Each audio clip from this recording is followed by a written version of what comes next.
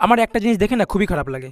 মানুষ ডিসিপ্লিন শেখার জন্য বিরাট কোহলি, রোনাল্ডো, ডেভিড গগন্সের মতো লোকজনকে ফলো করে। না মানে ঠিক আছে তুমি শেখো, বাট তোমাকে যদি সত্যি ডিসিপ্লিন শিখতে হয়, তা আমার মনে হয় তোমার বাড়িতে তোমার মায়ের মতো ডিসিপ্লিন আর কেউ হতে পারে না। না তুমি একটা জিনিস ভাবো, সে রোজ ঘুম থেকে উঠে খাবার বানানো, সবাইকে রেডি করা, জামা কাপড় পরিষ্কার করা, ঘর পরিষ্কার করা, সে কিন্তু রোজ একই বোরিং কাজ করে যাচ্ছে।